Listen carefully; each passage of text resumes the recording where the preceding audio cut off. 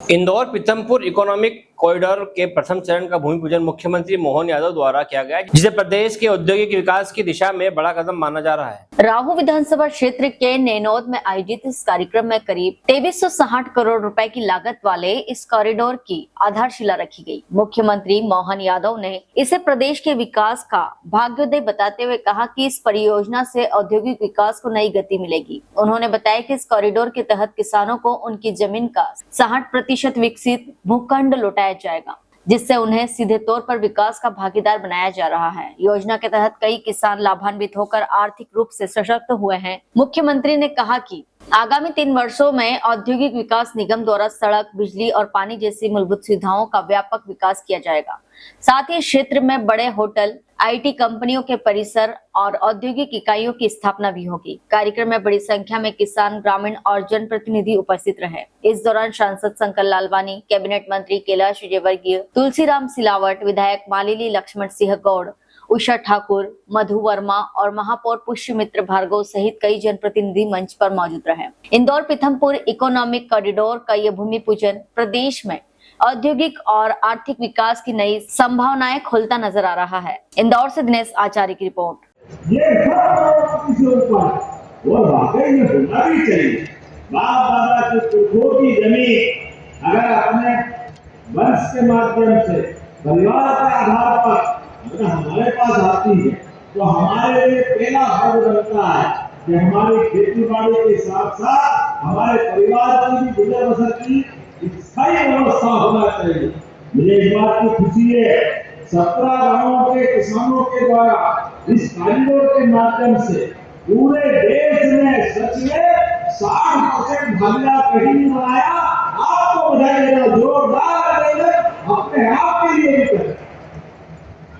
और ये जो क्षेत्र बन रहा है इंदौर, उज्जैन, धार, देवास, शाजापुर, रतला, ये पूरा मेट्रोपॉलिटन सिटी बन गई। और ये रोड केवल पीथमपुर से इंदौर नहीं है।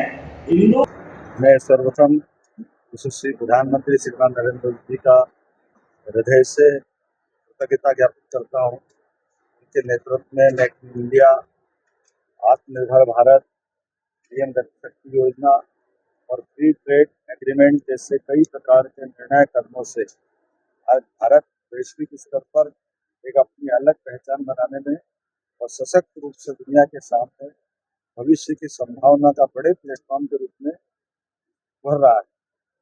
आज प्रदेश के अंदर भी औद्योगिक, शहरी और आर्थिक विकास की नई नई प्रकार की गतिविधियों को नए प्रकार से बढ़ाते हुए हम लगातार आगे बढ़े।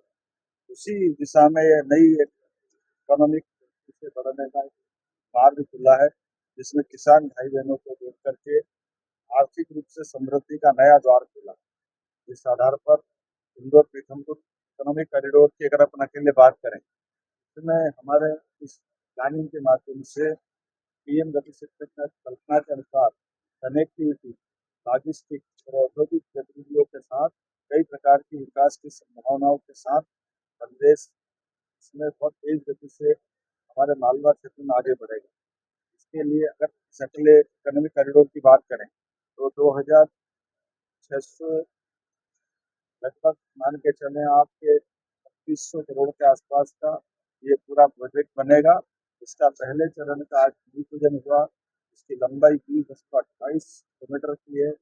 75 मीटर की सड़कों के दोनों तरफ 300 मीटर का बफर जोन बनेगा। इस आधार पर यह परियोजना इंदौर और बिहार के 17 गाँवों में 1316.10 हेक्टेयर में ये पूरी प्रोजेक्ट में अभी तक की कल्पना की गई और जिसे लग रहा है कि भविष्य में इसका और विस्तारित रूप देंगे।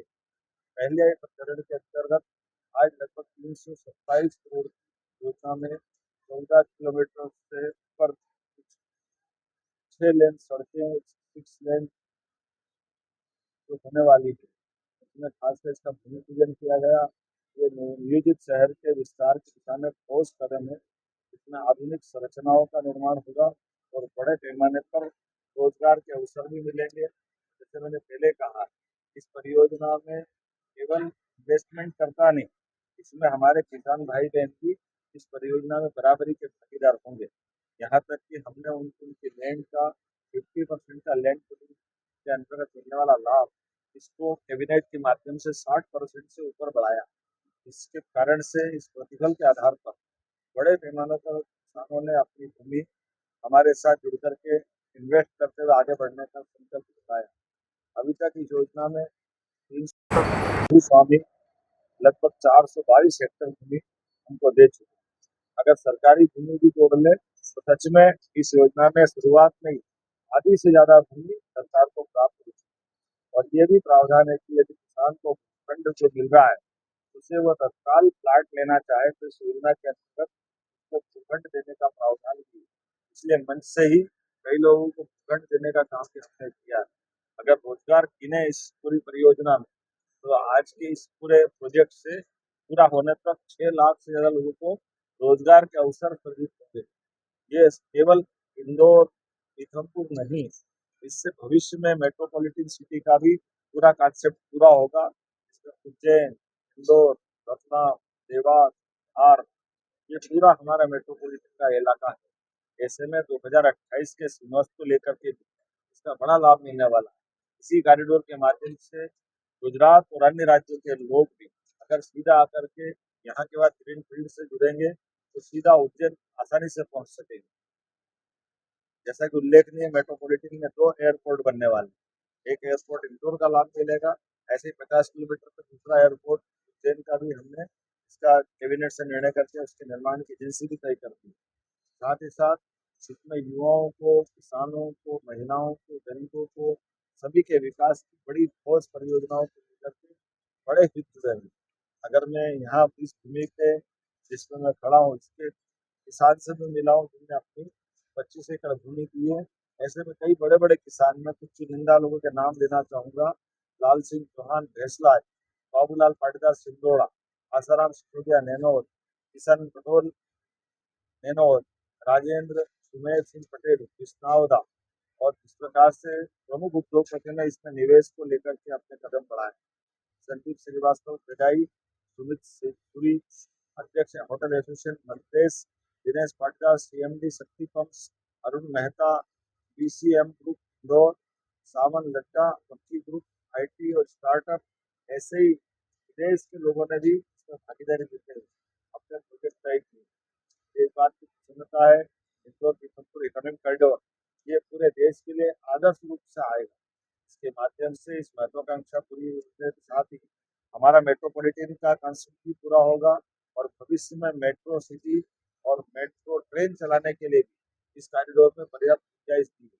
क्या नाम है, कॉरिडोर आर्थिक समृद्धि का तो नया रिकॉर्ड बनाएगा ही, व्यवस्थित और सुव्यवस्थित नियोजित विकास का भी ये पूरे देश में आधुनिक रूप से मॉडल बनेगा। ऐसे में कई बड़े बड़े शहर के अंदर जो ग्रोथ हब बन रहे हैं उसमें हमारा इंदौर उज्जैन मेट्रोपॉलिटन भी ये बड़ी भूमिका इस प्रोजेक्ट के माध्यम से निभाएगा और वाकई वो योगदान अद्वितीय योगदान होने वाला। ये परियोजना नवीन आर्थिक हाईटेक शहर के रूप में विकसित करने के भाव के आधार पर स्थापित की गई।